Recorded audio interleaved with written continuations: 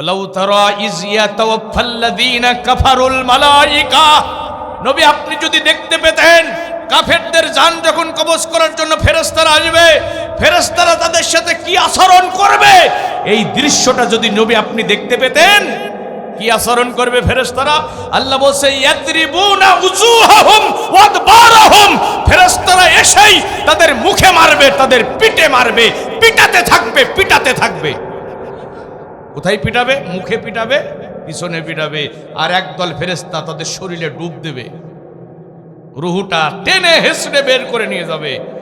আর তাদেরকে বলবে ফাজুকু আযাবাল হারিক, জাহান্নামের কঠিন আযাব আস্বাদন করো।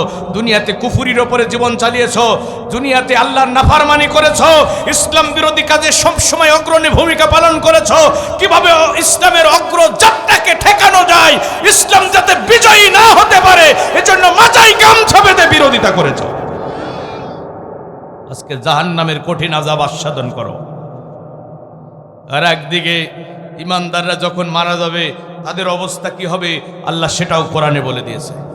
ইমানের উপরে অটল অবিচল থেকে নেক আমল দিয়ে জীবন সাজিয়ে যারা শিরিক কুফর নেফাক মুক্ত জীবন যাপন করবে, যারা আল্লাহর নাফরমানি করবে না, আল্লাহর গোলামির উপরে যারা তাদের জীবনকে সাজাবে, আর ইমানের উপরে যারা মৃত্যুবরণ করবে, তাদের মৃত্যুর সময় ফেরেশতারা আসবে।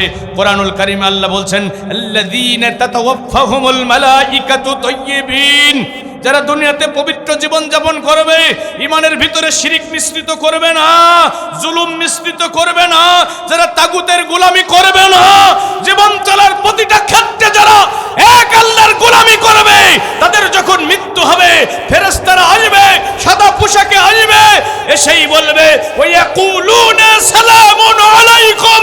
ওই ইমানদারেরা ইমানের উপরে জীবন পরিচালনা করেছো, এক আল্লাহর গোলামি করে জীবন পরিচালনা করেছো, তাগুতের সাথে আপোষ করো নাই, বাতিলের কাছে মাথা নত করো নাই, মিথ্যা মামলায় জেলখানায় বন্দী হয়েছো, মেশিন গানের বুলেটের সামনে মাথা উঁচু করে দাঁড়িয়ে গিয়েছো, ফাঁসির মঞ্চে দাঁড়িয়ে হাসতে হাসতে জীবনের জয়গান গিয়েছো, বাতিলের কাছে জীবন ভিক্ষা চাও না। আল্লাহ তোমাদের উপরে এত খুশি হয়েছেন, ওয়ায়াকুলুনা সালামুন আলাইকুম, আজকে আমরা তোমাদেরকে সালাম দিচ্ছি, সালাম গ্রহণ করো। ফেরেশতারা এসেই সালাম দেবে আর বলবে উদখুলুল জান্নাতা বিমা কুনতুম তা'মালুন, দুনিয়াতে যে ঈমানের উপরে জীবন চালিয়েছো, নেক আমল দিয়ে জীবন সাজিয়েছো, বিনিময়ে জান্নাতের সুসংবাদ গ্রহণ করো। সুবহানাল্লাহ বলবেন না? আরো জোরে বলেন সুবহানাল্লাহ। الحمد لله نحمده ونستعينه ونستغفره ونعوذ بالله من شرور أنفسنا ومن سيئات أعمالنا، من يهدي الله فلا مضل له ومن يضلله فلا هادي له، ونشهد أن لا إله إلا الله وحده لا شريك له، واشهد أن محمدا عبده ورسوله الذي أرسله بالحق بشيرا ونذيرا وداعيا إلى الله بإذنه وسراجا منيرا، فقد قال الله تعالى في كلامه المجيد وفرقانه الحميد। সবাই পড়ি আউযু বিল্লাহি মিনাশ শাইতানির রাজীম, বিসমিল্লাহির রাহমানির রাহিম, ইন্নাল্লাহা ওয়া মালাইকাতাহু يصلون على النبي يا أيها الذين آمنوا صلوا عليه وسلموا تسليما اللهم صل على مولانا محمد وعلى آل سيدنا مولانا কোথা সে খাব্বাব কোথা সে খুবাইব কোথা সে রাসূলের প্রিয় বেলাল কোথা সে খাব্বাব কোথা সে খুবাইব কোথা সে রাসূলের প্রিয় বেলাল জালিমের জুলুমে ও হার মানে না দিনের পথে শুধু থাকি অবিচল আল্লাহুম্মা সাল্লি আলা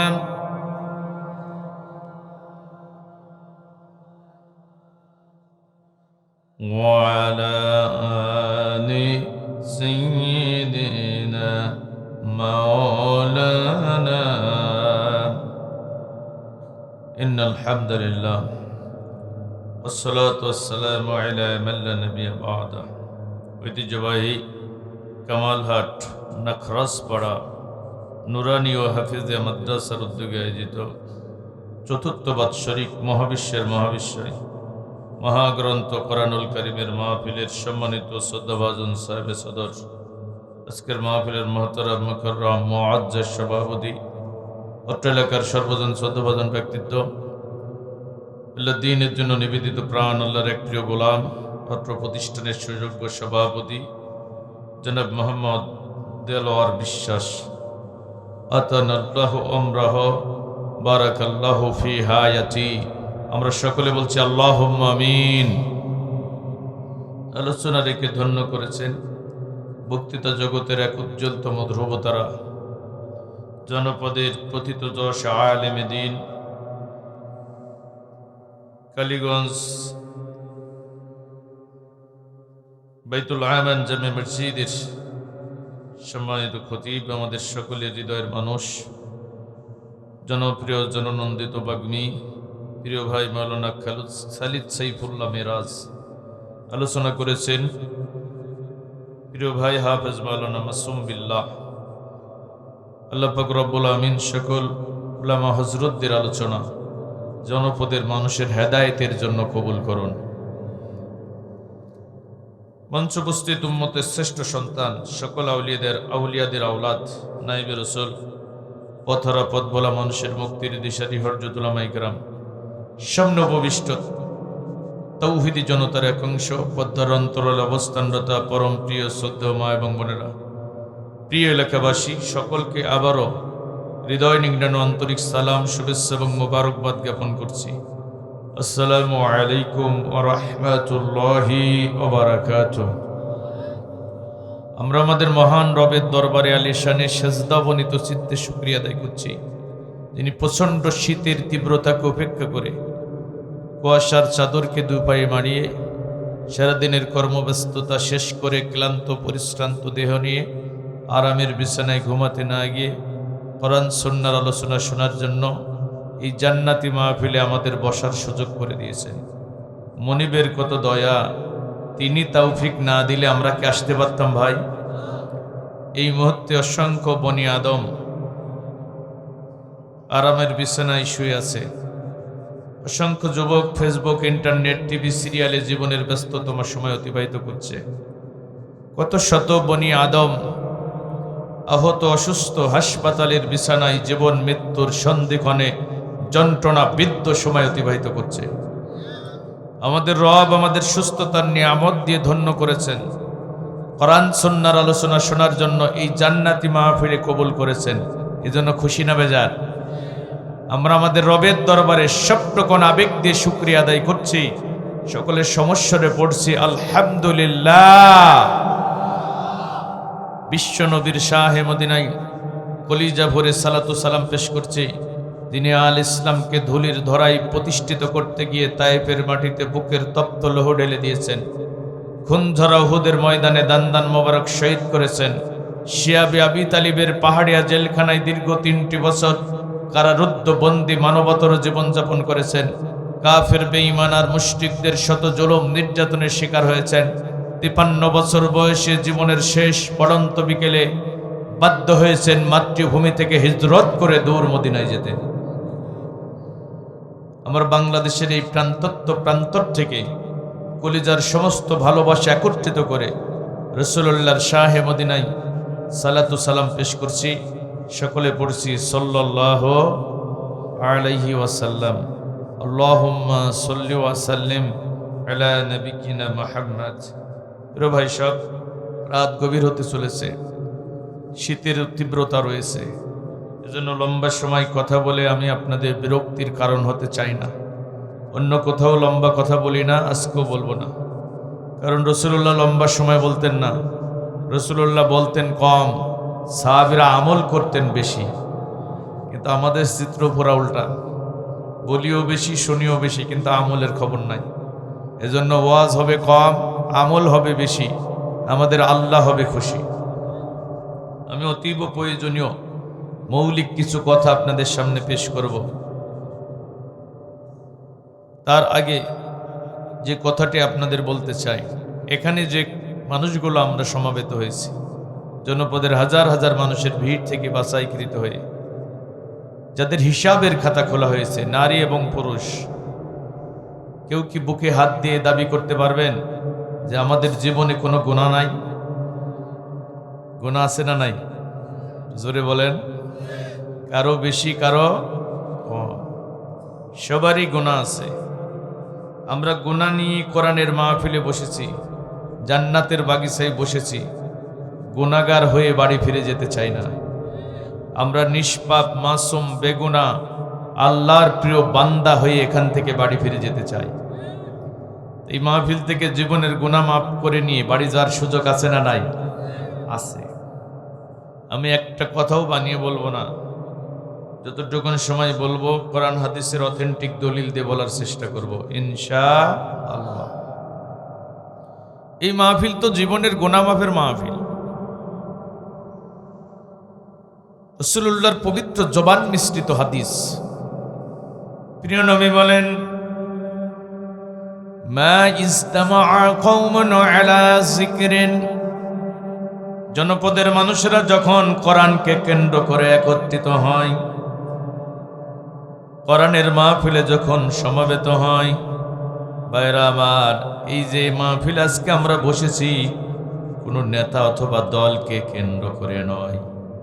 আমরা এখানে বসেছি আল্লাহর কোরআনকে ভালোবেসে। কথা বলেন ঠিক কিনা? নাকি অন্য কোনো উদ্দেশ্যে এসেছেন? কোরআনকে ভালোবেসে, কোরআনকে কেন্দ্র করে আমরা এখানে সমবেত হয়েছি। নবীজি বলেন, কোরআনের মজলিসে যখন লোকেরা সমবেত হয়, ফাতাফাররাকু আনহু, অতঃপর মজলিস শেষ করে যখন তারা বিচ্ছিন্ন হয়, ইল্লা কিলা লাহুম, তাদেরকে ডেকে ডেকে বলা হয়, কুমু মাগফুরাল লাকুম, ও আল্লাহর বান্দারা তোমরা এখন ওঠো, তোমরা এখন ওঠো, আল্লাহ পাক রব্বুল আমিন তোমাদের জীবনের সব গুনাহ মাফ করে দিয়েছে। আরো জোরে বলুন। আল্লাহ শুধু তাদের জীবনের গুনাহ মাফ করে ক্ষান্ত হয় না, তাদেরকে আবার ডেকে বলা হয়, কদ বুদ্দিলাত সাইয়্যাতিকুম হাসানাত, ও আল্লাহর বান্দা বান্দিরা সারা দিনের কর্মব্যস্ততা শেষ করে কর্মক্লান্ত পরিশ্রান্ত দেহ নিয়ে আরামের বিছানায় ঘুমাতে না গিয়ে কোরআনের মহাব্বতে জান্নাতি মাহফিলে বসেছ, হৃদয় মন প্রাণ উজাড় করে কোরআনের আলোচনা শুনেছ, কোরআনের রঙে জীবনটা রাঙানোর সিদ্ধান্ত নিয়েছ।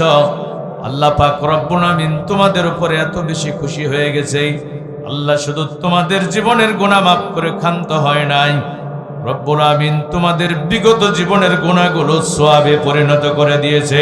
একটু জোরে বলা যাবে কি সুবহানাল্লাহ? বলে ভাইরা আমার, আল্লাহ গুনাহ মাফ করে দেবেন, গুনাহগুলো সওয়াবে পরিণত করে দেবেন। তাহলে এই মাহফিল শেষ করে আমরা জীবনের গুনাহ মাফ চেয়ে নিয়ে বাড়ি যাব ইনশাআল্লাহ। আমরা বাড়ি যাব, ফেরেশতারা আমাদের কানে কানে বলবে, এখন ওঠো, বাড়ির দিকে যাও, তোমাদের মাফ করে দেওয়া হয়েছে। এই সুসংবাদ নিয়ে যেতে চাই না? এরপরে ভাইরা আমার, এখানে যারা বসেছেন অনেকের মা নাই, অনেকের বাবা নাই, আপনজন বিদায় নিয়ে হাজার হাজার মন মাটি বুকে কবরে ঘুমিয়ে গেছে। ওই যে মা চলে গেল, বাবা চলে গেল, আপনজন বিদায় নিয়ে চলে গেল, সাদা কাফনে জড়াইয়া চার বিহারার পালকিতে চড়াইয়া ঘুমন্ত কবরে চিরনিদ্রায় শায়িত করে রেখে আসা হলো। বাড়ির পাশে আমবাগানে বাঁশবাগানে আব্বা ঘুমায়, আম্মা ঘুমায়। জীবনে একটা বারের জন্য খোঁজ নিয়ে জানা গেল না মা বাবা আপনজনেরা কবরে কি অবস্থায় রয়েছে। নবীজি বলেন, সমুদ্রের মাঝখানে ডুবন্ত মানুষ যতটা অসহায়, কবরে শায়িত ব্যক্তি তার চেয়ে বেশি অসহায়। মৃত ব্যক্তির জন্য শ্রেষ্ঠ হাদিয়া হলো দোয়া, দোয়া, দোয়া। যারা বিদায় নিয়ে চলে গেছে, বাড়ি চাই না, গাড়ি চাই না, দামি খাবারের বায়না করে না, তারা একটুখানি দোয়ার কাঙাল, একটুখানি দোয়ার কাঙাল। বললেন তো মা বাবা আপনজনদের জন্য দোয়া করার দরকার আছে না নাই?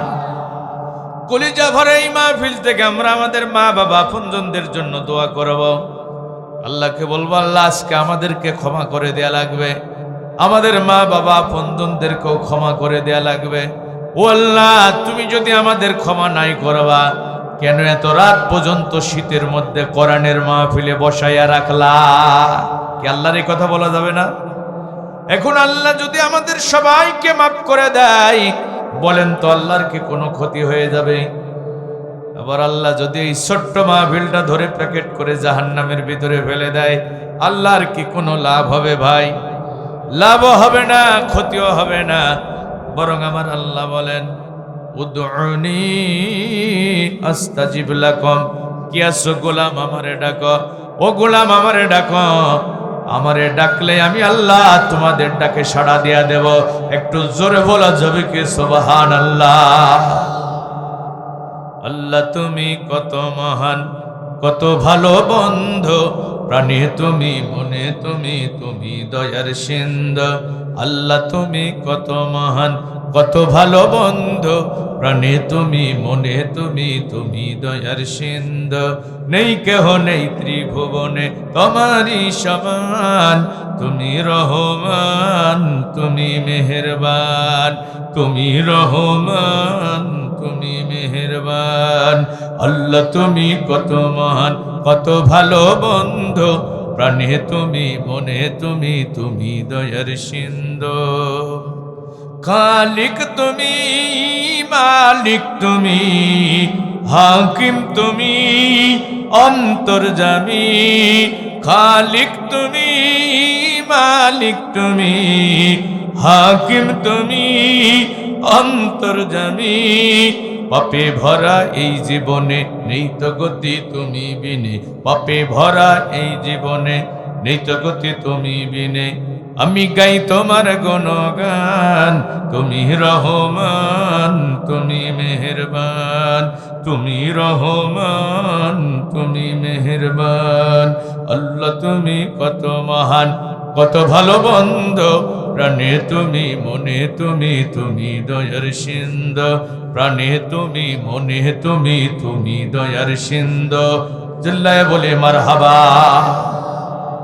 তাহলে ভাইরা আমার, আমরা একসাথে দোয়া করে আমাদের ঘরে ফিরে যাব ইনশাআল্লাহ। যে কয়জন আসছেন, শরীয়ত সম্মত ওজোর ছাড়া আমরা আর উঠা বসা করবো না। একটা ঘন্টার সময় কোরআনের জন্য কোরবানি করা যাবে না ভাই? চায়ের দোকানে বন্ধুদের সাথে গল্প করে কত সময় পার হয়ে গেল, ঘুমের মধ্যে তো জীবনের কত সময় চলে গেল। আজকে এই জান্নাতি মাহফিলে কোরআনের জন্য আমরা একটা ঘন্টা সময় ব্যয় করব। যেহেতু শীতের তীব্রতা, এই নিচে বসে থাকা অনেক কষ্ট, এই জন্য আপনাদের কষ্ট দিয়ে লম্বা সময় বলাটাও ঠিক হবে না। আমি একটা ঘন্টার সময় আপনাদের কাছ থেকে চেয়ে নিচ্ছি, ইনশাল্লাহ আমি চেষ্টা করব 1 ঘন্টার মধ্যেই শেষ করে দেওয়ার জন্য। আপনারা একটু মনোযোগ দিয়ে কথাগুলো শুনবেন। ভাইরা আমার, আজকে যেখানে বসেছি এটা দুনিয়ার জান্নাতের বাগান। তো এভাবে আমরা আল্লাহর জান্নাতের মধ্যে বসতে চাই কিনা একটু কথা বলেন আপনারা। আমরা একসাথে এভাবে জান্নাতে বসতে চাই না? আমি জানি জান্নাতে যাওয়ার কামনা বাসনা যদি আপনাদের অন্তরে না থাকতো, এই শীতের মধ্যে কষ্ট করে কখনোই মাহফিলে আসতেন না। আচ্ছা, আপনারা যখন মাহফিল শেষ করে বাড়ি যাবেন, আপনাদের হাতে কি কেউ বিরিয়ানির প্যাকেট তুলে দেবে? 1000 টাকার একটা নোট দেবে? না, বিড়ানেও দেবে না, টাকাও দেবে না, বরং আপনারা এখানে এসে নিজের পকেটের টাকা দিলেন। ভাইরা আমার, তো জান্নাত পাওয়ার আশা আপনাদের আছে বলেই এখানে বসে আছেন। ভাইরা আমার, তো জান্নাতে যেতে চাইলেই, জান্নাতে যার কামনা বাসনা পোষণ করলেই কিন্তু জান্নাতে যাওয়া যায় না। এই জন্য জান্নাতে যাওয়ার জন্য আল্লাহ নীতিমালা প্রদান করেছেন, নীতিমালা দিয়েছেন, ক্যাটালগ দিয়েছেন। সেই ক্যাটালগ অনুসারে যারা জীবন পরিচালনা করবে, এই নীতিমালা অনুযায়ী যারা জীবন পরিচালনা করে আল্লাহর কাছে হাজিরা দেবে, আল্লাহ তাদেরকে জান্নাত প্রদান করবেন। এটা আল্লাহ ওয়াদা করেছেন। সেই ওয়াদাটা কি, সেই ক্যাটালগটা কি, সেই নীতিমালাটা কি? আল্লাহ বলছেন, যদি জান্নাতে যেতে চাও দুটি শর্ত পূরণ করে আমার কাছে আসতে হবে। একটু জোরে বলেন তো, কয়টি? মহিলাদের জন্য কয়টি? দুইটি। নারী পুরুষ সবার জন্য শর্ত কয়টি? দুইটি। সেই শর্ত দুইটি কি? ইন্নাল্লাযীনা আমানু ওয়া আমিলুস সালিহাতি কানাত লাহুম জান্নাতুল ফিরদাউসি নুজুলা। নিশ্চয় যারা ঈমান আনবে, ঈমান আনার পরে যারা নেক আমল করবে, আমার আল্লাহ বলেন আমি তাদেরকে জান্নাতুল ফিরদাউসের মেহমান বানায়া নেব। একটু জোরে বলা যাবে কি সুবহানাল্লাহ? ঈমান আনো, নেক আমল করো, আমি আল্লাহ জান্নাত দেব, ওয়াদা কার? তাহলে শর্ত কয়টি? দুইটি। হ্যাঁ, ঈমান এবং নেক আমল, এই দুইটা জিনিসের বিনিময়ে আল্লাহ জান্নাত দেবে। তো জান্নাতে যেতে হলে প্রথম শর্ত পূরণ করা লাগবে, খাঁটি ঈমান নিয়ে আল্লাহর কাছে হাজিরা দিতে হবে।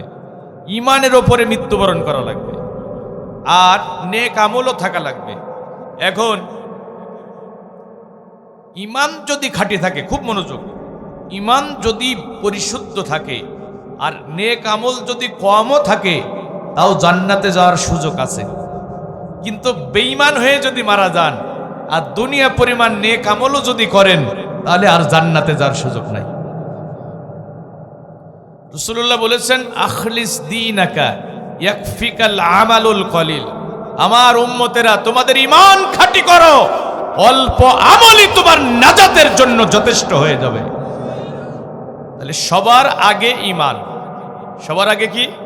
ঈমান। ঈমান ছাড়া একজনও জান্নাতে যেতে পারবে না। ঈমানবিহীন কোনো আমল আল্লাহর দরবারে কবুল হবে না। আচ্ছা বলেন তো, বিয়ে আগে না বাচ্চা আগে? ভর্তি আগে না ক্লাস আগে? আচ্ছা, এরপরে ভাইরা আমার, আপনারা খুব ভালো করে বুঝবেন, বিয়ের আগে যদি বাচ্চা হয়, এটা বৈধ না অবৈধ? হ্যাঁ, বিয়ের আগে বাচ্চা হলে যেমন এটা বৈধ হবে না, ঈমান আনার আগে যত নেক আমলে আপনি করেন না কেন, আপনার নেক আমল আল্লাহর দরবারে গ্রহণযোগ্য হবে না। সোজা কথা। ওয়ামাই ইয়াকফুর বিল ঈমানি ফাকাদ হাবিতা আমালুহু। সূরা মাইদার 5 নম্বর আয়াতের শেষের অংশে আল্লাহ বলছেন, যারা ঈমান আনতে অস্বীকৃতি জ্ঞাপন করবে, তাদের সব নেক আমল আমি আল্লাহ বাতিল করে দেব। যত নেক আমল তারা করুক না কেন, এটা আল্লাহর কাছে গ্রহণযোগ্য হবে না। এবং আল্লাহ তাদের আমলনামা মিজানের পাল্লায় ওজন দেবেন না। বেঈমানদের আমলনামা মিজানের পাল্লায় ওঠানো হবে না। ফালা নুকিমু লাহুম ইয়াউমাল কিয়ামাতি ওয়াজনা। বেঈমানদের কোন নেক আমল মিজানের পাল্লায় ওজন করা হবে না। এই চূড়ান্ত সিদ্ধান্ত কার? একজন বেঈমানও আল্লাহর জান্নাতে যেতে পারবে না। قال النبي صلى الله عليه وسلم والذي نفسي بيده لا تدخلون الجنة حتى تؤمنوا। প্রিয় নবী বলছেন, ওই আল্লাহর নামে কসম করে বলছি যে আল্লাহর বজ্র মুঠির মধ্যে রয়েছে, আমি মুহাম্মদের জীবন, তোমাদের মধ্যে একজনও জান্নাতে যেতে পারবে না যতক্ষণ না তারা ঈমানের দাবিতে বিশ্বাসী হবে। ঈমান হলো এক, নেক আমল হলো 0। একের পাশে যদি 0 বসান, একের মান কত হয়? এর একটা 0 বসান 100, এর একটা বসান 1000, এর একটা বসালে 10,000, এর একটা বসালে 1 লাখ। এভাবে একের পাশে 0 বসাবেন, যত একের মান বেড়ে যাবে তত কিন্তু বাইরে আমার এক নাই জিরো বসাতে বসাতে যদি রাজধানী ঢাকা পর্যন্ত নিয়ে চলে যান, কালীগঞ্জের মুসলমান ভাইরা আওয়াজ দিয়ে বলেন তো, একবিহীন জিরোর কি কোনো দাম আছে? একবিহীন জিরোর যেমন দাম নাই, ঈমান ছাড়া নেক আমলের কোনো দাম নাই। وقدمنا إلى ما عملوا من عمل فجعلناه هباء منثورا। বেঈমানরা যত নেক আমল করুক না কেন, আল্লাহ তাদের নেক আমল পথের ধুলা বানায়া বাতাসে মিশিয়ে দেবেন। এই যে এই মাদ্রাসাটা মনে করেন একাই করে দিয়েছে, জায়গা দিয়েছেন, নিজের টাকা দিয়ে মাদ্রাসা করে দিয়েছেন, মসজিদ করেছেন একা একা, কারোর কাছ থেকে অনুদান নেন নাই, হজ করে এসেছেন, এরপরে অনেক অনেক নেক আমল আপনি করেছেন, কিন্তু আপনার ঈমান নাই। এগুলো আল্লাহর কাছে গ্রহণযোগ্য হবে? ওই যে এক না থাকলে জিরোর যেমন দাম নাই, ঈমান না থাকলে নেক আমলের কোনো দাম আল্লাহর কাছে নাই। আমি দৃষ্টান্ত দিতে গিয়ে বলি, বিশ্বনবীর আপন চাচা আবু তালিব রাসূলুল্লাহকে ৪৫টি বছর বুকের ভিতরে আগলে রেখেছেন। জন্মের আগে রসুলের বাবা নাই, ৬ বছর বয়সে মা নাই, ৮ বছর বয়সে দাদা নাই। দুনিয়ার এতিমদের সর্দার আমার নবী চাচা আবু তালিব, কলিজার টুকরা সন্তান হযরতে আলী, কলিজার টুকরা সন্তান হযরতে জাফর, কলিজার টুকরা সন্তান হযরতে আকিল, কলিজার টুকরা মেয়ে উম্মে হানিকে যতটা না বেশি ভালোবাসতেন, ওই এতিম ভাতিজা মুহাম্মদকে তার চেয়েও বেশি ভালোবাসতেন। রাসূলুল্লাহর জন্য তিনি শিয়াবে আবু তালিবে 3 বছর জেলও খেটেছেন। ওই জেলখানা আর আমাদের দেশের জেলখানা কিন্তু এক নয়। আমার দেশের জেলখানায় 100টা মার্ডার করেও যদি কেউ জেলে যায়, আমার ভাইরা বলেন তো তার খাবার কি বন্ধ করা হয়? না, খাবার বন্ধ হয় না। সকালবেলা রুটি 1 চিমটে গুড়, দুপুরবেলা ভাত, সন্ধ্যা হওয়ার আগে ভাত। জেলখানার খাবার অত্যন্ত নিম্নমানের, আপনার পছন্দ হয় না। জেলখানার ভিতরে ক্যান্টিন আছে, আপনার স্বজনেরা যদি আপনার পিসিতে টাকা পাঠায়, জেলখানার ক্যান্টিন থেকে ভালো ভালো খাবার কিনে খাওয়া যায়। কিন্তু এই বিশাল আকাশ বিস্তীর্ণ জমিন, গ্রহ নক্ষত্র তারকারাজি, আল্লাহ পাক রব্বুল আমিন যে নবীর নামে উৎসর্গ করেছেন, যিনি হা বললে হালাল হয়ে যায়, না বললে হারাম হয়ে যায়, যার হাতের ইশারায় আকাশের চন্দ্র দ্বিখণ্ডিত হয়ে যায়, যে নবী রাস্তা দিয়ে হেঁটে গেলে আকাশের মেঘমেলা ছায়া দান করে, যার চেহারা দেখলে তিন সন্তানগুলো মা হারা, বিধবারা স্বামী হারানোর বেদনা ভুলে যায়, ক্ষুধার্ত মানুষের পেটের ক্ষুধার যন্ত্রণা দূর হয়ে যায়, ওই নবী আরবিকে ওরা শিয়াবে আবি তালিবে বন্দী করেছে, অর্থনৈতিক সম্পর্ক ছিন্ন করেছে। ক্ষুধার যন্ত্রণা, খাবার বন্ধ হয়ে গেছে, ক্ষুধার যন্ত্রণা সহ্য করতে না পেরে আল্লাহ নবী আর তার তাওহীদের আন্দোলনের কর্মীরা গাছের লতাপাতা চিবায়া খেয়েছে, মরা পশুর চামড়া পর্যন্ত সিদ্ধ করে খেয়েছে। আল্লাহ নবীর জীবনের এই কঠিন বিভীষিকাময় দিনগুলোতে আমার ভাইরা বলেন তো দেখি, চাচা আবু তালিব রসুলের সাথে ছিলেন কিনা? ছিলেন না? তিনি রসুলের সাথেই ছিলেন, রসুলকে ছেড়ে যান নাই। এত ভালোবাসা বিশ্ব নবীকে দিলেন, এখন তিনি মারা যাচ্ছেন, কান লাগান। জীবনের সূর্যটা তার পশ্চিম দিগন্ত অস্তমিত হতে চলেছে। আল্লাহ নবী একেবারে চাচার মাথার কাছে গিয়ে বসলেন, ডাক দিয়ে বললেন, আম্মি কুল লা ইলাহা ইল্লাল্লাহ কালিমাতান আশহাদু লাকা বিহা ইনদাল্লাহ। ও আমার চাচা, জীবনের এই পড়ন্ত বিকেলে শুধু একটা বার বলেন, লা ইলাহা ইল্লাল্লাহ, আমি মুহাম্মদ সাল্লাল্লাহু আলাইহি সাল্লাম আল্লাহর আদালতে দাঁড়িয়ে নিজে আপনার ইমানের সাক্ষী দিয়ে দেব। অন্য বর্ণনায় এসেছে নবীজি বলেছেন, আমি আল্লাহর সাথে ঝগড়া করে হলো আপনাকে জান্নাতে নিয়ে যাব। শুধু একটা বার ইমানের ঘোষণা দেন, বাকি দায়িত্ব আমার।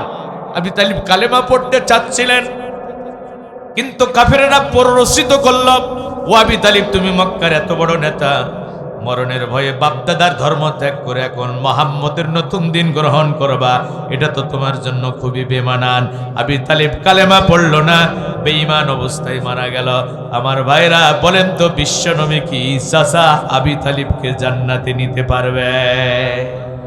রাসূলুল্লাহ বলছেন আমি আমার চাচার জন্য দোয়া করতেই থাকবো যতক্ষণ না আমার আল্লাহ আমাকে নিষেধাজ্ঞা জারি করেন। কোরআনুল কারীমের 9 নম্বর সূরা তাওবার 113 নম্বর আয়াত নাজিল করে আল্লাহ বিশ্ব নবীকে চূড়ান্ত নিষেধাজ্ঞা জারি করে দিলেন, দুনিয়ার ঈমানদারদেরকেও নিষেধাজ্ঞা জারি করে দিলেন।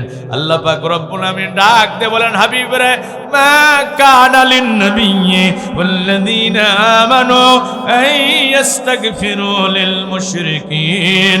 ও নবী এবং ঈমানদারদের উচিত হবে না মুশরিকদের জন্য দোয়া করা, ওয়ালাউ কানু লি কুরবা, যদিও তারা তাদের নিকট আত্মীয় হয়, কারণ তাদের জন্য জাহান্নামের চূড়ান্ত ফয়সালা করে রেখেছে কে?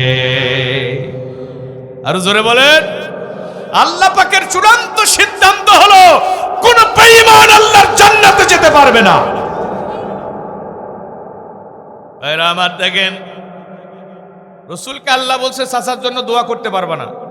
ওই ঈমানদারেরা, তোমাদের নিকট আত্মীয়রা যদি বেঈমান হয়ে মারা যায় তাদের জন্য দোয়া করার সুযোগ নেই। এটা কি আমার কথা না আল্লাহর কথা?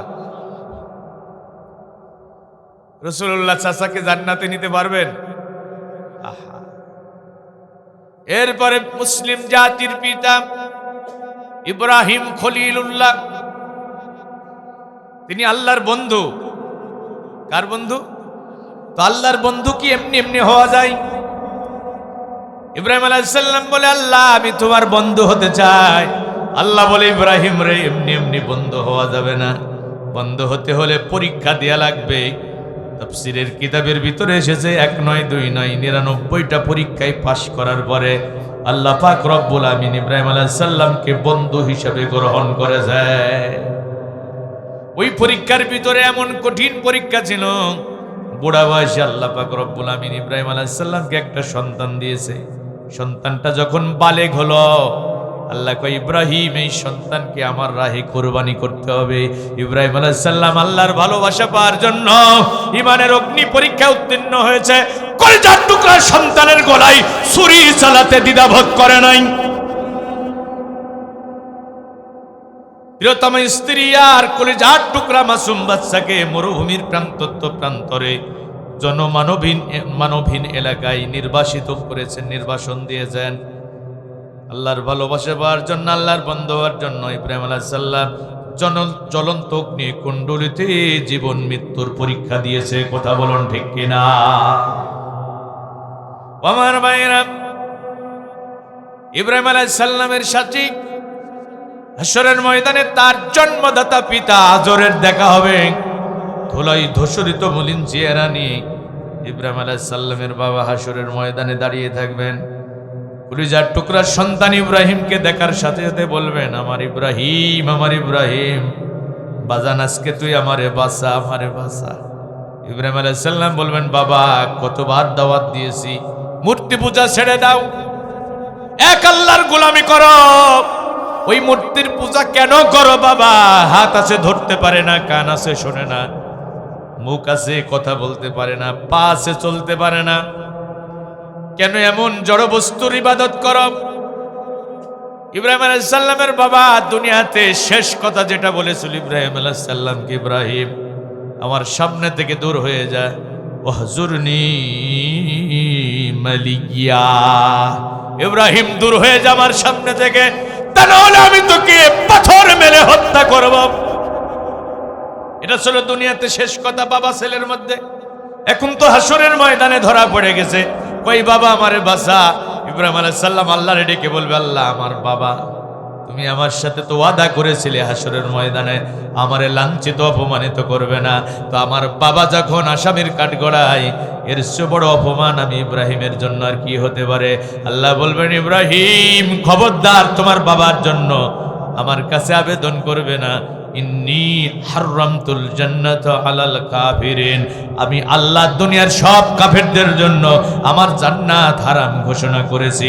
তোমার বাবা যেহেতু ঈমান আনে নাই, তোমার বাবার জন্য জান্নাত না। খবরদার, তোমার বাবার জন্য আমার কাছে আবেদন করতে পারবে না। তবে ইব্রাহিম, আমি তোমাকে লাঞ্ছিত করব না, তোমাকে অপমানিত করব না, তুমি পায়ের দিকে তাকাও, নিচের দিকে তাকাও। ইব্রাহিম আলাইহিস সালাম নিচের দিকে তাকাবে, বুখারীর বর্ণনা এসেছে তার বাবাকে চতুষ্পদ জানোয়ারে পরিণত করা হবে, গলায় শিকল বেঁধে জাহান্নামের অতল গহ্বরে ফেলে দেওয়া হবে। মুসলিম জাতির পিতা আল্লাহর বন্ধু ইব্রাহিম আলাইহিস সালাম তার বাবাকে জান্নাতে নিতে পারবে না, কারণ বাবা ইব্রাহিমের ঈমানটাই নাই। তাহলে সবার আগে ঈমান। একটু জোরে বলেন, সবার আগে, সবার আগে ঈমান। ঈমান হলো মুমিনের জীবনের শ্রেষ্ঠ সম্পদ। ঈমানের চেয়ে দামি সম্পদ আর কিছু হতে পারে? যে বেঈমান তার চেয়ে অধম, তার চেয়ে নিকৃষ্ট আকাশের নিচে জমিনের উপরে আর কেউ হতে পারে না। ভাইরা আমার, এজন্য ঈমান যারা বুঝেছে, ঈমানের গুরুত্ব যারা বুঝেছে, ঈমানের দৌলত যারা পেয়েছে, এই ঈমানের জন্য তারা ঘর ছেড়েছে, বাড়ি ছেড়েছে, মাতৃভূমি থেকে বিতাড়িত হয়েছে, মিথ্যা মামলায় জেলখানার অন্ধ প্রকোষ্ঠে বছরের পর বছর বন্দি কারারুদ্ধ মানবতর জীবনযাপন করেছে।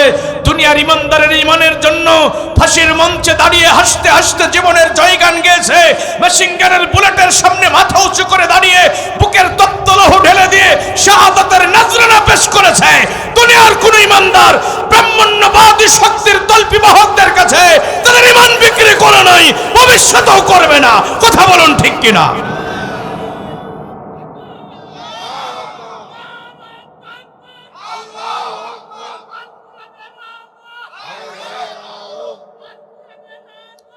ভাইয়ের আমার, ভাইয়ের আমার, আমরা জান দিতে পারি, ঈমান দিতে পারি না। কারণ বেঈমান হয়ে যদি কেউ মারা যায় তার আর বাঁচার কোনো সুযোগ। ভাই একটু কান লাগান। আপনি গুনাহ করে ফেলেছেন কিন্তু ঈমান নষ্ট হয় নাই, সাধারণ গুনাহ করেছেন। এখন এই অবস্থায় যদি মারা যান, গুনার কারণে আল্লাহ আপনাকে মাফও করতে পারে, শাস্তি দিতে পারে। এখন আল্লাহ যদি শাস্তি দিয়াই দেয়, কিন্তু ঈমান যদি থাকে, আল্লাহ শাস্তি ভোগ করার পরে আবার একটা সময় আপনাকে জান্নাত দেবেন। কিন্তু বেঈমান হয়ে মারা গেলে জাহান্নামে ঢুকবেন, কোনো দিন আর বের হতে পারবেন না, চিরস্থায়ী জাহান্নামে। দেখেন, যারা বেঈমান হয়ে মারা যাবে, মৃত্যুর সময় পিটুনি শুরু হবে, মৃত্যুর সময় ফেরেশতারা এসে পিটাবে আর তাদেরকে জাহান্নামের সুসংবাদ দেবে। কোরআনুল কারিমে আল্লাহ বলছেন, ওয়ালাউ তারা ইজ ইয়াতাওয়াফাল্লাযীনা কাফারুল মালায়েকা। নবী, আপনি যদি দেখতে পেতেন কাফেরদের জান যখন কবজ করার জন্য ফেরেশতারা আসবে, ফেরেশতারা তাদের সাথে কি আচরণ করবে, এই দৃশ্যটা যদি নবী আপনি দেখতে পেতেন, কি আচরণ করবে ফেরেশতারা? আল্লাহ বলছে, ইয়াদরিবুনা উজুহাহুম ওয়া আদবারহুম। ফেরেশতারা এসেই তাদের মুখে মারবে, তাদের পিঠে মারবে, পিটাতে থাকবে, পিটাতে থাকবে। কোথায় পিটাবে? মুখে পিটাবে, পিছনে পিটাবে। আর একদল ফেরেশতা তাদের শরীরে ডুব দেবে, রুহুটা টেনে হেসড়ে বের করে নিয়ে যাবে আর তাদেরকে বলবে, ফাজুকু আযাবাল হারিক, জাহান্নামের কঠিন আযাব আস্বাদন করো। দুনিয়াতে কুফরির উপরে জীবন চালিয়েছো, দুনিয়াতে আল্লাহর নাফরমানি করেছো, ইসলাম বিরোধী কাজে সব সময় অগ্রণী ভূমিকা পালন করেছো। কিভাবে ইসলামের অগ্রযাত্রাকে ঠেকানো যায়, ইসলাম যাতে বিজয়ী না হতে পারে, এজন্য মাথায় গামছা বেঁধে বিরোধিতা করেছো। আজকে জাহান্নামের কঠিন আযাব আস্বাদন করো। আর একদিকে ঈমানদাররা যখন মারা যাবে তাদের অবস্থা কি হবে, আল্লাহ সেটাও কোরআনে বলে দিয়েছে। ঈমানের উপরে অটল অবিচল থেকে নেক আমল দিয়ে জীবন সাজিয়ে যারা শিরিক কুফর নেফাক মুক্ত জীবন যাপন করবে, যারা আল্লাহর নাফরমানি করবে না, আল্লাহর গোলামির উপরে যারা তাদের জীবনকে সাজাবে, আর ঈমানের উপরে যারা মৃত্যুবরণ করবে, তাদের মৃত্যুর সময় ফেরেশতারা আসবে। কোরআনুল কারীমে আল্লাহ বলছেন, আল্লাযীনা তাতাওয়াফাহুমুল মালাইকাতু তাইয়্যিবিন। যারা দুনিয়াতে পবিত্র জীবন যাপন করবে, ঈমানের ভিতরে শিরিক মিশ্রিত করবে না, জুলুম মিশ্রিত করবে না, যারা তাগুতের গোলামি করবে না, জীবন চলার প্রতিটা ক্ষেত্রে যারা এক আল্লাহর গোলামি করবে, তাদের যখন মৃত্যু হবে ফেরেশতারা আসবে, সাদা পোশাকে আসবে, এসেই বলবে, ওয়ায়াকুলুনা সালামুন আলাইকুম। ওই ঈমানদারেরা ঈমানের উপরে জীবন পরিচালনা করেছো, এক আল্লাহর গোলামি করে জীবন পরিচালনা করেছো, তাগুতের সাথে আপোষ করো নাই, বাতিলের কাছে মাথা নত করো নাই, মিথ্যা মামলায় জেলখানায় বন্দী হয়েছো, মেশিন গানের বুলেটের সামনে মাথা উঁচু করে দাঁড়িয়ে গিয়েছো, ফাঁসির মঞ্চে দাঁড়িয়ে হাসতে হাসতে জীবনের জয়গান গিয়েছো, বাতিলের কাছে জীবন ভিক্ষা চাও না। আল্লাহ তোমাদের উপরে এত খুশি হয়েছেন, ওয়ায়াকুলুনা সালামুন আলাইকুম, আজকে আমরা তোমাদেরকে সালাম দিচ্ছি, সালাম গ্রহণ করো। ফেরেশতারা এসেই সালাম দেবে আর বলবে উদখুলুল জান্নাতা বিমা কুনতুম তা'মালুন, দুনিয়াতে যে ঈমানের উপরে জীবন চালিয়েছো, নেক আমল দিয়ে জীবন সাজিয়েছো, বিনিময়ে জান্নাতের সুসংবাদ গ্রহণ করো। সুবহানাল্লাহ বলবেন না? আরো জোরে বলেন সুবহানাল্লাহ। বেঈমান যখন মারা যাবে এসেই পিটনি শুরু হবে, মুখে মারবে, পিঠে মারবে, আর জাহান্নামের আযাবের সংবাদ দেবে। আর ইমানদার যখন মারা যাবে এসে ফেরেশতারা কি করবে? আরে জোরে বলেন না কেন? এটা কি আমার কথা না আল্লাহর কথা? এসেই সালাম দেবে আর বলবে উদখুলুল জান্নাতা বিমা কুনতুম তা'মালুন, দুনিয়াতে যে নেক আমল করেছো বিনিময়ে জান্নাতের সুসংবাদ গ্রহণ করো। আর একবার বলুন সুবহানাল্লাহ। তাহলে আপনারা কোনটা চান, পিটনি না সালাম? জোরে বলেন, পিটনি খেতেছেন না সালাম?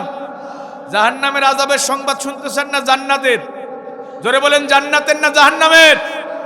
তাহলে ঈমানের উপরে থাকতে হবে আর নেক আমল করতে হবে। আমি তো বলি দুনিয়াতে যত ভালো কাজ করবেন মৃত্যুর পরের জীবনে তত ভালো থাকবেন, নাকি ভাই? দুনিয়াতে যত ভালো কাজ করবেন মরণের পরে তত ভালো থাকবেন। এখন তো আমরা দুনিয়ার পিছনে ছুটতেছি, মৃত্যুর পরবর্তী জীবনের জন্য কাজ করছে না। এখন জান্নাতে যেতে হলে ঈমান নিয়েই যেতে হবে, বেঈমান হয়ে মারা গেলে জান্নাতে যাওয়ার সুযোগ নাই।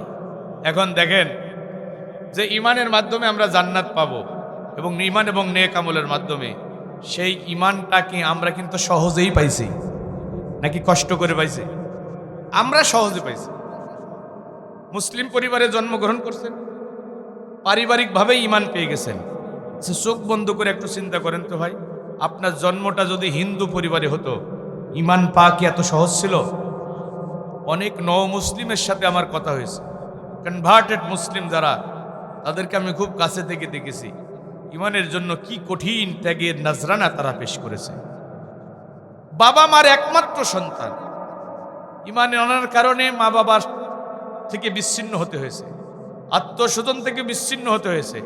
বাবার অনেক সম্পদ ছিল, সেই সম্পদ থেকে সে মাহরুম হয়েছে, হ্যাঁ, নিজের কওম থেকে আলাদা হয়ে গেছে। এই যে ঈমানের জন্য এই ত্যাগ কোরবানি আমাদের কি করা লেগেছে? আমরা পারিবারিকভাবে ঈমান পেয়ে গেছি, এজন্য ঈমানের গুরুত্ব আমাদের কাছে নাই। ঈমান কি এজন্য আমরা বুঝিও না। ঈমান হেফাজত করতে হবে এটা আমরা জানি না। ভাইরা আমার ভালো করে শোনেন, আমার কথাগুলো ভালো করে একটু বোঝার চেষ্টা করেন।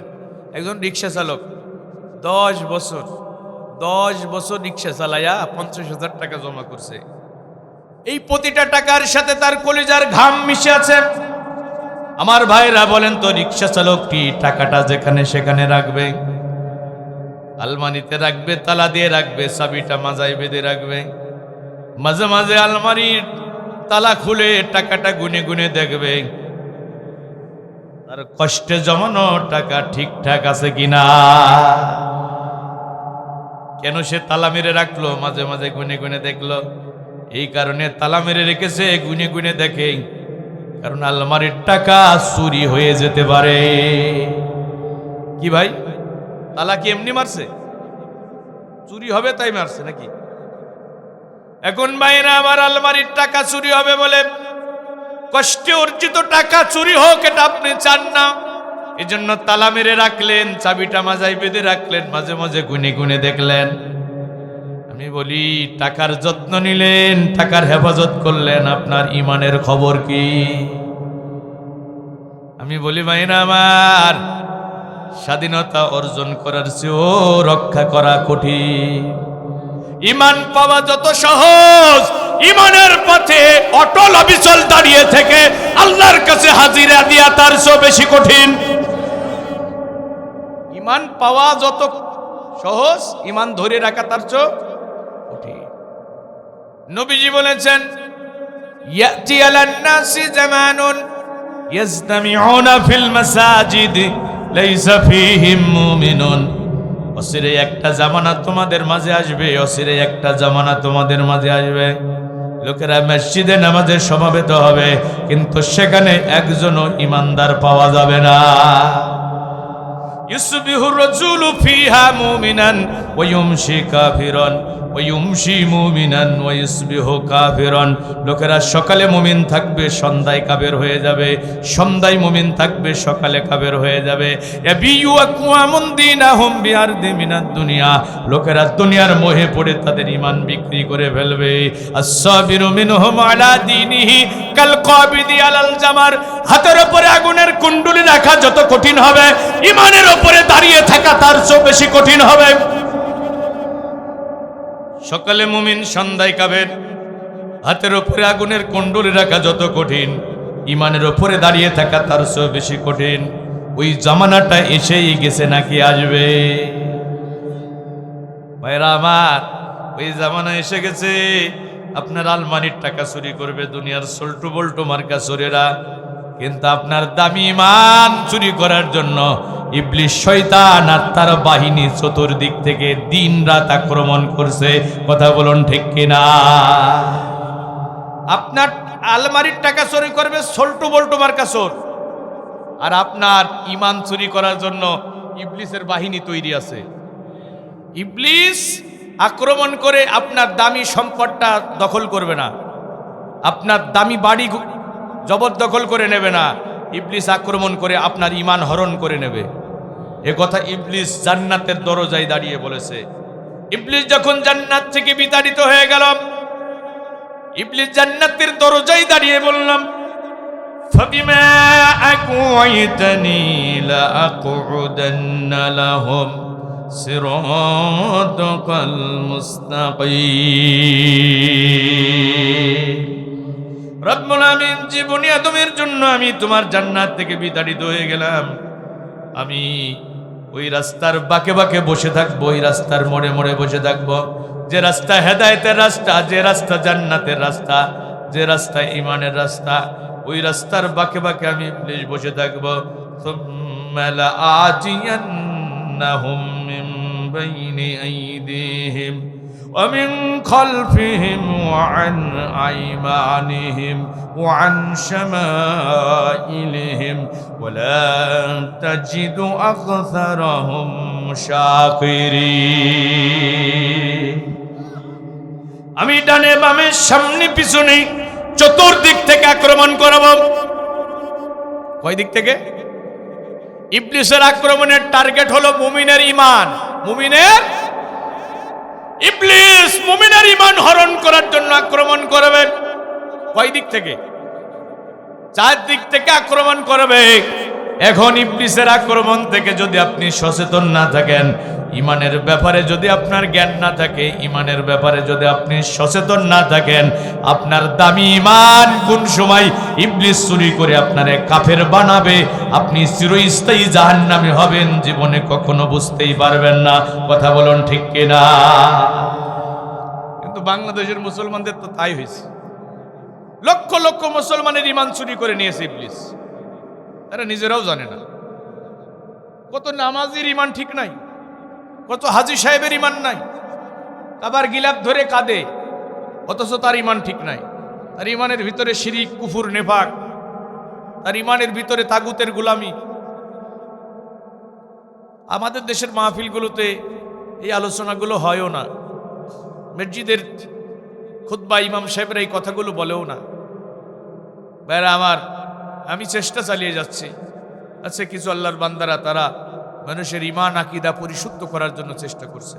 সবাই তো আমলের কথা বলে, আমি চিন্তা করি একটা আমি ঈমানের কথাই বলি। ভাইরা আমার, ওযু করার পরে ওযু নষ্ট হয় কিনা? জোরে বলেন। ওযু ভঙ্গের কিছু কারণ আছে না নাই? রোজা থাকার পরে রোজা নষ্ট হয় কিনা? তাহলে রোজা ভঙ্গের কিছু কারণ আছে। নামাজে দাঁড়ানোর পরে নামাজ ভেঙে যায় কিনা? তাহলে নামাজ ভঙ্গের কিছু কারণ আছে। হজ ভঙ্গের কিছু কারণ আছে, অনুরূপভাবে ঈমান ভঙ্গেরও কিছু কারণ আছে। এখন নুরানি মাদ্রাসায় পড়ে, ইবতেদায়ী মাদ্রাসায় পড়ে ছোট ছোট বাচ্চারা, ওদেরকে সামনে এনে দাঁড় করিয়ে দেন, ও বাচ্চা বলো তো কি কারণে ওজন নষ্ট হয়, মুখস্থ বলে দেবে। ও বাচ্চা বলো তো কি কারণে রোজা নষ্ট হয়, মুখস্থ বলে দেবে। আমার জানা মতে বাংলাদেশের অনেক মসজিদের ইমাম আছে, খতিব আছে, তাদেরকে যদি বলা হয় ও ইমাম সাহেব ও খতিব সাহেব, যে ইমান ছাড়া জান্নাতে যাওয়া যাবে না, যে ইমান ছাড়া কোনো আমল আল্লাহর দরবারে কবুল হবে না, ওই দামি ইমান কি কারণে নষ্ট হয়, ইমান ভঙ্গের কারণগুলো আমরা একটু জানতে চাই। আমার জানা মতে বাংলাদেশের অনেক মসজিদের ইমামও এই প্রশ্নের উত্তর দিতে পারবে না। কথা বলুন ঠিক কিনা? আমি এক চাচারে বললাম, চাচা জুম্মার নামাজ কতদিন পড়েন? কই 40 বছর তো হবে বাবা। আমি বললাম, এই 40 বছর জুম্মার খুতবা শুনছেন, কোনোদিন কি ইমান ভঙ্গের কারণ নিয়ে আলোচনা শুনেছেন? চাচা কই, না বাবা না, কোনোদিন আমার জীবনে ইমান ভঙ্গের কারণ নিয়ে আলোচনা শুনি নাই।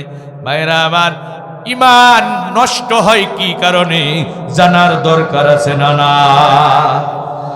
জোরে বলেন আছে না নাই? ইমান ভঙ্গের মৌলিক কারণ 3টা। জোরে বলেন কয়টা? মৌলিক কারণ কয়টা? জোরে সবাই বলেন। এই যে আর কয়দিন পরে মিছিল শুরু হবে না কি? 22 তারিখ থেকে নাকি? না, 22 তারিখের পর থেকে। 22 তারিখের পর থেকে মিছিল করবেন এমপি বানানোর জন্য নাকি নির্বাচনে জেতার জন্য? তো একটু ভাইরা আমার, তাফসীর মাহফিলে এসে একটু কোরআনের পক্ষে স্লোগান দেন। ইমান ভঙ্গের মৌলিক কারণ কয়টা? জোরে বলেন, আর একবার জোরছে বলেন। ইমান ভঙ্গের মৌলিক কারণ, ইমান ছাড়া জান্নাতে যাওয়া যাবে, ইমান ছাড়া আমল কবুল হবে। তাহলে এই ইমান নষ্ট হয় মৌলিক কারণ কয়টা? কি কি? কে কি কি কি কি কি বলতে পারবেন? মৌলিক কারণ 3টি। কি কি? শিরিক, কুফর, নেফাক। শিরিক, কুফর, বলেন বলেন সবাই মুখস্থ করেন। এটাই শোনেন, ওই যে এইডস আক্রান্ত যখন মানুষেরা হলো, তখন টিভিতে একটা অ্যাড দিত, বাঁচতে হলে জানতে হবে। বাঁচতে হলে, আমি আজকে আপনাদেরকে বলছি, ইমান বাঁচাতে হলে আপনাদেরকেও জানতে হবে। ইমান ভঙ্গের মৌলিক কারণ 3টি: শিরক, কুফর, নেফাক। শিরিক, কুফর, শিরকে আকবার, কুফুরে আকবার, নেফাকে ইতিকাদি কেউ যদি লালন করে, ভাইরা আমার, ইমান এবং আমল 2টাই নষ্ট হয়ে যাবে। নাওয়াকিজুল ইসলাম, সে ইসলাম থেকে খারিজ হয়ে যাবে। নতুন করে ইমান আনতে হবে, নবায়ন করতে হবে। যদি ইমান নবায়ন না করে মারা যায়, জাহান্নামে ঢুকবে, কোনোদিন আর বের হতে পারবে না। সে নারী হোক আর পুরুষ হোক, একই নীতি, একই নীতিমালা। তাহলে ইমান ভঙ্গের মৌলিক কারণ 3টা। 1 নম্বর হলো শিরকে আকবার। শিরকে আকবার, বড় শিরকে যদি কেউ লিপ্ত হয়, সাথে সাথে তার ইমান এবং আমল 2টাই বাতিল হয়ে যাবে। এ ব্যাপারে সারা দুনিয়ার উলামায়ে কেরাম একমত পোষণ করেছেন। সমস্ত মাসলাকের আলেমরা একই মত পোষণ করেছে। দুনিয়ার সমস্ত ফুকায়ে কেরাম, মুহাদ্দিসিনে কেরাম, মুফাসসিরিনে কেরাম একই মত। কি হানাফি, হাম্বলি, শাফিঈ, মালিকি, কি আহলে হাদিস, সমস্ত মাসলাকের আলেমরা একমত, শিরক করার সাথে সাথে বান্দার ঈমান এবং আমল 2টাই বাতিল হয়ে যায়। এখন এই শিরক আমাদের দেশে আছে না নাই? জোরে বলেন না কেন? কম না বেশি? বর্ষাকালে বৃষ্টি হলে খাল, বিল, নদী, নালা যেমন পানিতে ডুবে যায়, আজকে বাংলাদেশের মুসলমানদের সমাজের দিকে তাকালে, যেদিকে তাকাই সেদিকে শুধু শিরক আর শিরক দেখা যায়। কোরআনুল কারীম আল্লাহ বলেন, ওয়া ইউমিনু আকসারুহুম বিল্লাহি ইল্লা ওয়া হুম মুশরিকুন। অধিকাংশ ঈমানদার ঈমান আনার পরে মুশরিক হয়ে যাবে। ঘোষণা কার? অধিকাংশ ঈমানদার ঈমান আনার পরে শিরক করে। কি বলছেন? শিরক করলে ঈমান আমল থাকে না, যায়? কোরআনুল কারীম আল্লাহ বলেন, ইন্নাল্লাহা লা ইয়াগফিরু আন ইউশরাকা বিহি ويغفر ما دون ذلك لمن يشاء নিশ্চয়ই আমার আল্লাহ ক্ষমা করবে না তার সাথে শিরকের গুনাহ এছাড়া অন্য যে কোনো গুনাহ আমার আল্লাহ যাকে ইচ্ছা ক্ষমা করে দেবে। একটু জোরে বলা যাবে কি সুবহানাল্লাহ। সূরা মাইয়্যিদার ৭২ নম্বর আয়াতে আমার আল্লাহ বলেন ইন্নাহু মান ইউশরিক বিল্লাহ ফাকাদ হারামাল্লাহু আলাইহিল জান্নাহ। যে ব্যক্তি আমি আল্লাহর সাথে শিরিক করে মারা যাবে আমার জান্নাত চিরদিনের জন্য হারাম হয়ে যাবে। ওয়া মাওয়াহুন নার, তার শেষ ঠিকানা হবে জাহান্নামের প্রজ্বলিত আগুন। ওয়া মালিজ জালিমিনা মিন আনসার, আর তার জন্য কোনো সাহায্যকারী পাওয়া যাবে না। এই চূড়ান্ত সিদ্ধান্ত কার? এরপরে শিরিক করার সাথে সাথে বান্দার বিগত জীবনের সব নেক আমল আল্লাহ বাতিল করে দেবেন। বিশ্বনবীকে উদ্দেশ্য করে আল্লাহ বলতেছেন লাইন আশরাকতা লা ইয়াহবাতান্না আমালুকা ওয়া লা তাকুনান্না মিনাল খাসিরিন। ও আমার নবী মুহাম্মদ সাল্লাল্লাহু আলাইহি সাল্লাম, আপনিও যদি শিরিক করতেন আপনার तमाम জীবনের নেক আমল আমি আল্লাহ বাতিল করে দিতাম। তাহলে ক্লিয়ার, শিরিক করলে ঈমান আমল দুইটাই শেষ। এখন এই শিরিক কিভাবে হচ্ছে বলবো আমি। এই যে শিরিকের উপরে কথা বলতে গেলে তো মিনিমাম 2 ঘন্টা বলা দরকার। আমি একেবারে শর্টকাট আপনাদের মাথার ভিতরে একটু ঢোকানোর চেষ্টা করছি। দেখেন ভাইরা আমার, শিরক কেমন একটি সূক্ষ্ম বিষয়। আব্দুল ইবনে আব্বাস রাইসুল মুফাসসিরিন যাকে বলা হয়, ইমামুত তাফসীর যাকে বলা হয়, তিনি বলছেন আশ-শিরকু আকফা মিন দাবিবিজ জার আলা সাফাফিল লাইলাতি যুলামা। শিরক হলো অন্ধকার রাতের কালো পিঁপড়া। শিরক হলো অন্ধকার রাতের কালো পিঁপড়া। অন্ধকার রাতে কালো পিঁপড়া যেমন বোঝা যায় না, শিরিক মুমিনের ইমানের ভিতরে ঢুকবে, আমলের ভিতরে ঢুকবে, তার ইমান আমল ধ্বংস করে দেবে, সে বুঝতে পারবে না। এবার অন্ধকার রাতে কালো পিঁপড়া কি বোঝা যায়? তো শিরক কেমন একটা সূক্ষ্ম বিষয়। এখন শিরক কিভাবে আমরা শিরিক করছি বলবো। শিরক শব্দের অর্থ হলো অংশ স্থাপন করা।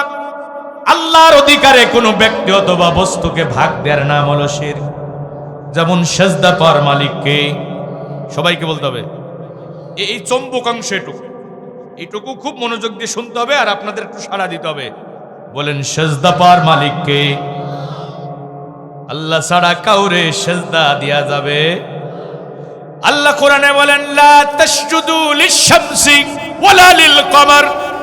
চন্দ্রকে সেজদা দিও না, সূর্যকে সেজদা দিও না। সেজদা পাবেন তিনি চন্দ্র সূর্যের মালিক যিনি। মালিক কে? জোরে বলেন মালিক কে? তাহলে সেজদা পাবে কে? আল্লাহ ছাড়া আর কাউকে সেজদা দেয়া যাবে? এটা আল্লাহর জন্য খাস। সেজদাটা খাস কার জন্য? ইয়া রাসূলুল্লাহ, হাবিবাল্লাহ, বনের জঙ্গলি প্রাণীগুলো আপনাকে সেজদা দিয়ে জীবনটা ধন্য করে নিল। আপনি যদি অনুমোদন দিতেন আমরা আপনাকে সেজদা দিতাম। নবী আমার বলে সাহাবীরা রে, এই দুনিয়াতে যদি কোনো মানুষকে সেজদা দেওয়ার অনুমতি দেওয়া হতো তাহলে মহিলাদেরকে তার স্বামীকে সেজদা দেওয়ার জন্য বলা হতো, কিন্তু আমার আল্লাহ পাক রব্বুল আমিন অনুমোদন দেয় নাই। কোন মানুষ মানুষকে সেজদা দিতে পারবে? মায়েরা আমার, এখন আমার দেশে অনেক মুসলমান আছে মসজিদে গিয়ে আল্লাহর সেজদা দেয়, মসজিদ থেকে বের হয়ে মাজারে গিয়ে সেজদা দেয়, আছে না না? মসজিদে যখন সেজদা দিল তার ঈমান ছিল, আমলও ছিল, কিন্তু মাজারে সেজদা দেওয়ার সাথে সাথে ঈমান আমল দুইটাই ধ্বংস হয়ে গেল। এখন তওবা করে আবার নতুন করে যদি ঈমান নবায়ন না করে মারা যায়, এই লোকটা জাহান্নামে যাবে, কোনোদিন আর বের হতে পারবে না। এরপরে বলেন তো সন্তান দেওয়ার মালিক কে? জোর হলো না, আরো জোরে বলেন সন্তান দেওয়ার মালিক কে? সন্তান চাইবো কার কাছে? 10 বছর বিয়ে হয়েছে, সন্তান হয় না, কত ডাক্তার কবিরাজ দেখানো হলো, নিরাশ হয়ে গেছে। আরে অফিসে গিয়ে মন খারাপ করে বসে আছে, কলিগ বলে দোস্ত মন খারাপ কেন? ওই 10 বছর বিয়ে হয়েছে, সন্তান হলো না, এই জীবনে বুঝি বাবা ডাক শোনার স্বপ্ন পূরণ হবে না। কই এই কথা, পাসপোর্টে ভিসা লাগাও, আজমির শরীফ চলে যাও, সেখানে গিয়ে যদি খাজা বাবার দরবারে সন্তান চাইতে পারো, বাবাই তোমারে সন্তান দিয়া দেবে। বন্ধুর কথা শুনে আশান্বিত হয়ে পাসপোর্টে ভিসা লাগালো স্বামী স্ত্রী, আজমির শরীফ চলে গেল। বাবার দরবারে গড়াগড়ি করে কান্নাকাটি করে বলে, একটা সন্তান দে রে বাবা, একটা সন্তান দে, মরে গেলে কবরেতে নিয়ে যাবে কে? ওই বাবার দরবারে সন্তান চাওয়ার আগে সন্তান ছিল না, কিন্তু ঈমান ছিল। বাবার দরবারে সন্তান চাওয়ার সাথে সাথে ঈমানও গেল, আমলও গেল। কথা বোঝেন নাই ভাইরা আমার? এই জন্য সন্তান চাইবো কার কাছে? ইব্রাহিম আলাইহিস সালামকে বুড়া বয়সে যিনি সন্তান দিয়েছেন তিনি কে? জাকারিয়া আলাইহিস সালামকে বুড়া বয়সে সন্তান দিয়েছেন তিনি কে? 120 বছর বয়সে আল্লাহ পাক রব্বুল আমিন জাকারিয়া আলাইহিস সালামকে সন্তান দিয়েছে। মারিয়ামকে স্বামী ছাড়া মা বানিয়েছেন যিনি তিনি কে?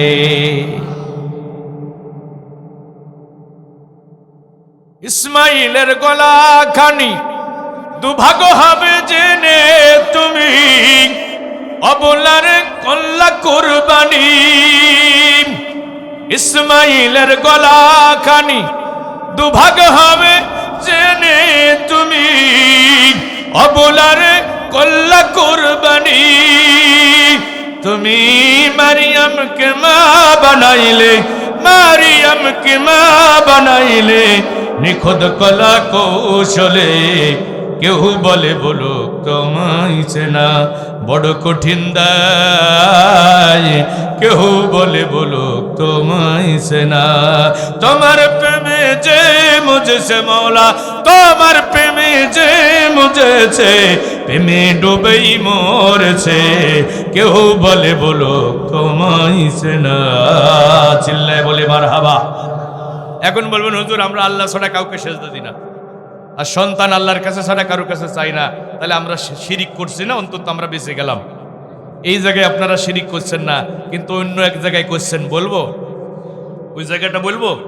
রাগ করবেন না তো? মন খারাপ করবেন না? আচ্ছা শোনেন, কোন জায়গায় শিরিক করছেন আবার একটু পিছনে চলে যায়। সেজদা পাওয়ার মালিককে? আরে জোর হলো না? এবার বলেন তো আইন দেওয়ার মালিককে? আল্লাহরে বাদ দিয়ে মানুষকে সেজদা দিলে যেমন শিরিক হয়ে যায়, আইন দেওয়ার মালিক আল্লাহ। আল্লাহর আইন বাদ দিয়ে মানুষের আইনের গোলামি করলেও শিরিক হয়ে যায়। এখন আপনারা বলেন স্বাধীনতার 54 বছর পার হয়ে গেছে, আমাদের দেশে কি আল্লাহর আইন চালু হয়েছে? এই জায়গায় গিয়ে তো মুসলমান ধরা পড়ে যাবে। মানুষের আইন প্রতিষ্ঠার জন্য আন্দোলন সংগ্রাম করে বেড়াচ্ছে। যারা আল্লাহর আইন চাই না তাদের সাথে সখ্যতা, হৃদ্যতা। আপনি কারা আল্লাহর আইন চাই, কারা চাই না আপনি জানেন না? এটা কথা বলেন না কেন? মানুষ জাহান্নামে যাবে 3টা কারণে। জোরে বলেন কয়টা? জাহান্নামে যাওয়ার মৌলিক, জাহান্নামীদের বৈশিষ্ট্য আল্লাহ বলছেন লাহুম কুলুবুল লা ইয়াফকাহুনা বিহা, তাদের বিবেক নষ্ট হয়ে যাবে। চোখ আছে দেখবে না, কান আছে শুনবে না। ভাই এদিকে তাকান, এদিকে তাকান, একেবারে চম্বুকাংশে চলে আসছে আমি। চোখ আছে দেখবে না, কান আছে শুনবে না, তার মানে ওরা শোনে। কারা কোরআনের আইনের জন্য মার খায়, জেলে যায়, ফাঁসির মঞ্চে ঝোলে, এই বেটা তুমি চোখ দিয়ে দেখো না? তুমি কানে শুনতে পাও না? কারা কোরআনের আইনের জন্য তোমাকে আহ্বান করে?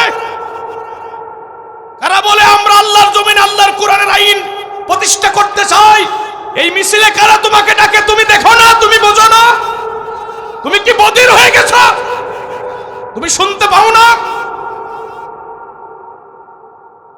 তোমার বিবেক নাই? যারা কোরআনের শাসন চায় না, মানুষের আইনের গোলামি করে, তারা মুশরিক। আপনারা কি মুশরিক হয়ে চিরস্থায়ী জাহান্নামী হতে চান? কথা বলেন, আপনারা কি মুশরিক হয়ে চিরস্থায়ী জাহান্নামী হতে চান?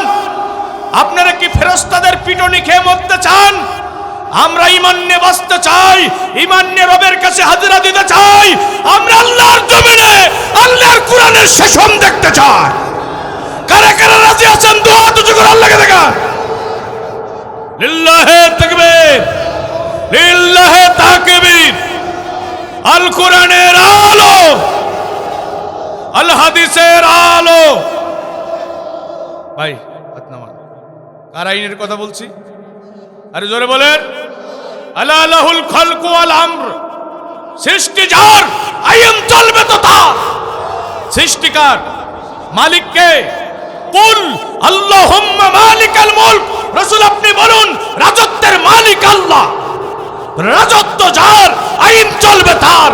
কোন ব্রিটেন আমেরিকার আইন আল্লাহর রাজত্বে আমরা দেখতে চাই না।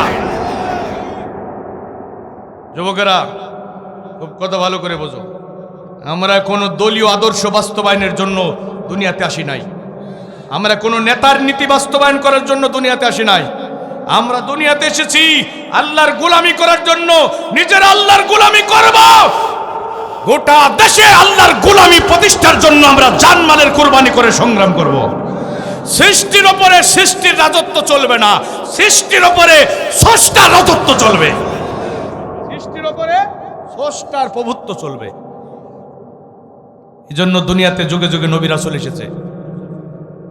তুমি একদিকে মসজিদে গিয়ে আল্লাহর গোলামি করো, আবার মসজিদ থেকে বের হয়ে মানুষের গোলামি, মানুষের আইন প্রতিষ্ঠার জন্য সংগ্রাম করো, আন্দোলন করো। তোমার এই গোলামি আল্লাহ কবুল করবে না। তুমি তো শিরিকের মধ্যে আছো। শিরিক এমন একটা জঘন্য অপরাধ, সারা দুনিয়ার অপরাধগুলো যদি একদিকে করেন আর শিরিকের অপরাধ যদি একদিকে করেন, শিরিকের অপরাধের আল্লাহ ভারী হয়ে যাবে। আল্লাহ সবচেয়ে নারাজ হয় যখন বান্দা শিরিক করে, সবচেয়ে অসন্তুষ্ট হয় বান্দা যখন শিরকে লিপ্ত হয়। কিসে লিপ্ত হয়?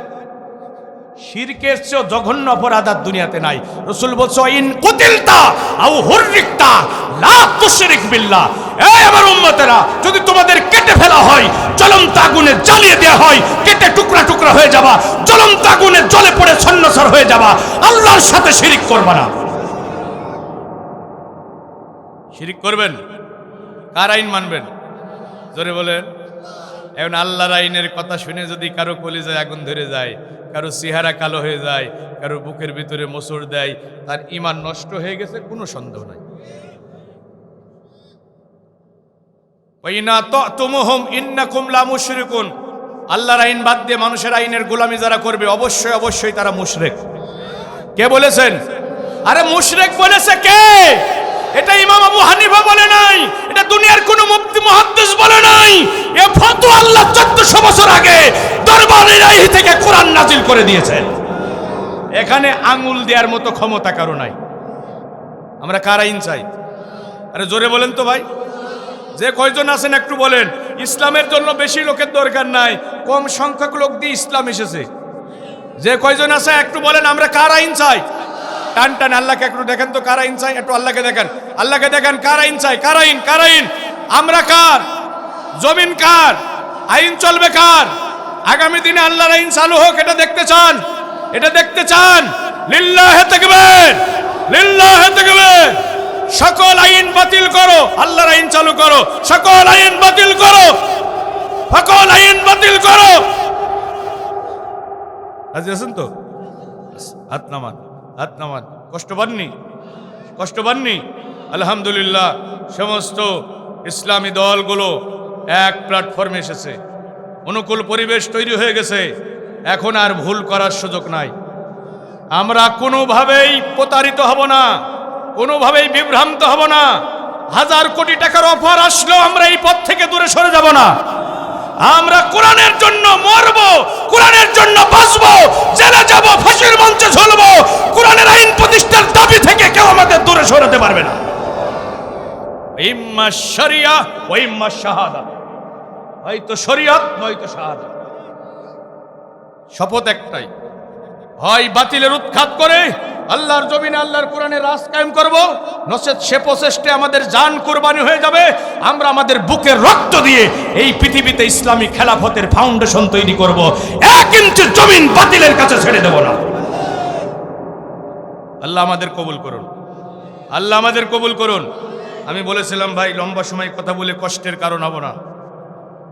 আমি শোনেন, কোরআনের শাসনের জন্য চাই আল্লাহ হাসরের ময়দানে কোরআনের ব্যাপারে প্রত্যেককে জিজ্ঞাসা করবেন।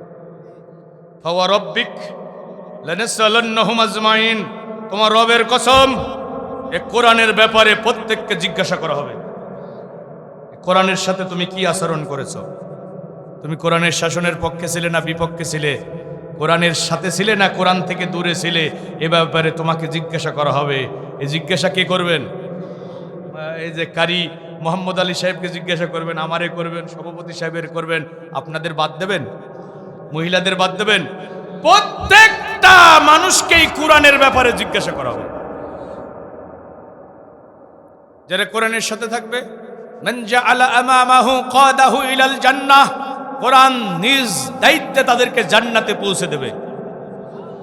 আরো জোরে বলেন, ওমান জাআলা খালফা যহরিহি সাকাতহু ইলান নার, কোরআনের বিরোধিতা যারা করবে, কোরআন থেকে যারা মুখ ফিরিয়ে নেবে, কোরআন তাদেরকে ধাক্কাতে ধাক্কাতে জাহান্নামে ফেলে দেবে।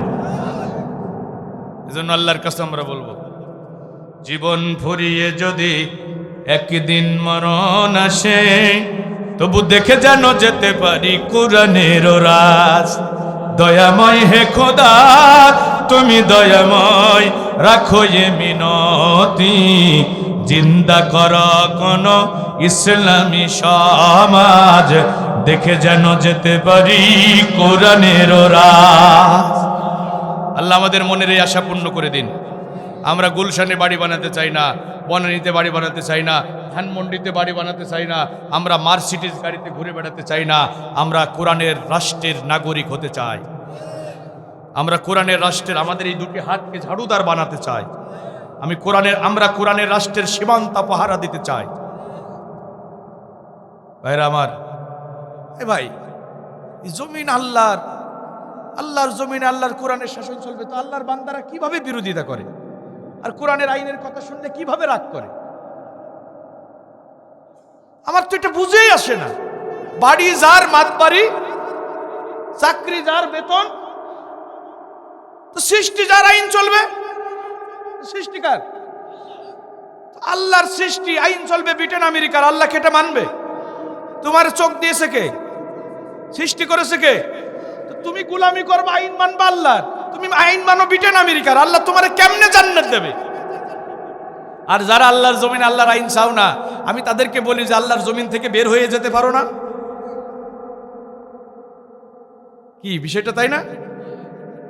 আল কোরআনের আইনটা মেনে নাও, না হয় আল্লাহর জমিন ছেড়ে দাও। আল কোরআনের আইনটা মেনে নাও, না হয় আল্লাহর জমিন ছেড়ে দাও। মেনে নিতে পারবো না ব্রিটেনের আইন, মেনে নিতে পারবো না দিল্লির আইন, কোরআনের আইনে এ দেশটা চালাও।